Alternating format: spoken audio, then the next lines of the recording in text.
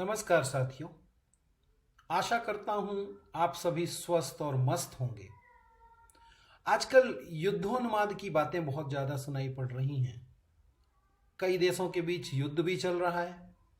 हमारे देश में भी गाहे बगाहे हम इस तरह की खबरें सुनते रहते हैं कि आज सेना पर हमला हो गया, सीआरपीएफ के जवान जो बस में बैठ के जा रहे थे उन पर नक्सल हमला हो गया, उनके कैंप पर हमला हो गया, इत्यादि इत्यादि। इस तरह की खबरें आए दिन लगभग अमूमन हम सभी सुनते रहते हैं। सुनकर गुस्सा भी आता है, दुख भी होता है, यकीनन आपको भी होता होगा। किंतु जरा सोचिए उस सिपाही की क्या मनोदशा होती होगी, खासकर उस समय जब वो अर्धचेतन अवस्था में असहाय अपने अंतिम वक्त का सामना कर रहा होता होगा। फ्लैशबैक में ना जाने कौन कौन से भाव आते जाते होंगे, हम उसकी कल्पना तक नहीं कर सकते। सोचिए, जब आप अचानक से उस परिस्थिति में पहुंच जाते हैं जब सब कुछ अधूरा रह जाने को मजबूर हो जाता है, आप चाह कर भी उन चीजों को एक मुकाम तक नहीं पहुंचा सकते। सब कुछ अधूरा रह जाने की कसक बड़ी अजीब सी होती होगी। उसी मनोदशा को पन्नों पर उतारने की आज की कोशिश आपके सम्मुख है।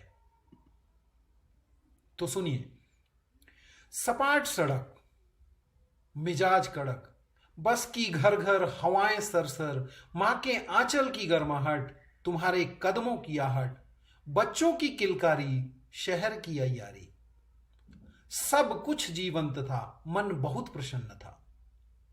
कैंप के अहाते दूर से आंखों में नजर आते थे। क्यों नजर आते थे? क्योंकि कैंप से मेरी बस निकली थी ना। मन में सब कुछ अच्छा चल रहा था, यादें अच्छी थी, कैंप के अहाते भी अच्छे से दिख रहे थे। मैं किसी मिशन पे जा रहा था, मैं मतलब सिपाही।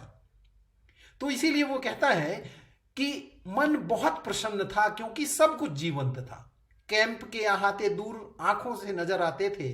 बस कुछ दिनों की बात है, दिल मिलने को अकुलाते थे।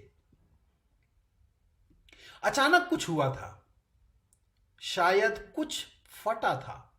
टकराया था मैं अगली सीट पर, फिर संभला, हटा था। मुड़ के देखा तो रक्त का चरित्र था। शायद सब कुछ विचित्र था। कहीं हाथ, कहीं जांघें, अधखुली आंखें, कंधों पर टांगें। समझ नहीं आया कि हुआ क्या है।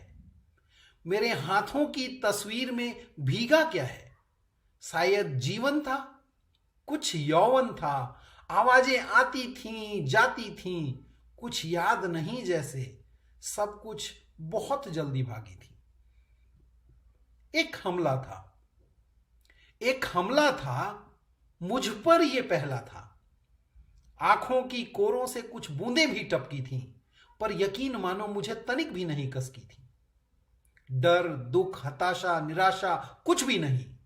सोच से परे शायद सब कुछ यहीं। पता ही नहीं चला चंद पल के उस फासले में कि मैंने कुछ खोया या सब कुछ या कुछ भी नहीं। हाथ उठते नहीं थे, पैर हिलते नहीं थे, सब जड़वत थे यहीं। हाथों से तस्वीर छिटक दूर पड़ी थी कहीं। अंधेरे का आलिंगन हौले से करने लगा था बत कहीं। धीरे धीरे सब कुछ छूटा जाता था। शून्य के ओट से ही शायद सब कुछ फूटा था। अंत के वो कुछ क्षण बस अफसोस देते थे। वो भाव तब भी कसकते थे। मेरे बंदूक की बट बहुत याद आई थी।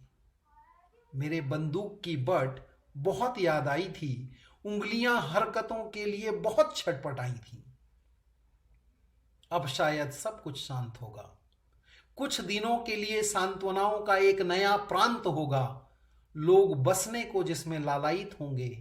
नए वाक्य विन्यासों से उसकी सीमाएं आयामित होंगे। मैं सिपाही था, मैं सिपाही था और सिपाही ही जाता हूं।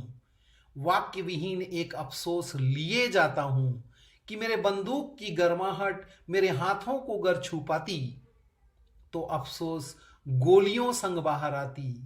फिर ये शांत प्रदेश उन्मुक्त होता और मैं अपनी माटी के कर्ज से मुक्त होता और मैं अपनी माटी के कर्ज से मुक्त होता। तो आज का पन्ना यहीं तक। अगले पन्ने के साथ फिर मुलाकात होगी अगले शनिवार तक को। तब तक के लिए नमस्कार। स्वस्थ रहिए, मस्त रहिए। अपने भावों को कमेंट के जरिए निश्चित तौर पर मुझे बताइएगा। धन्यवाद।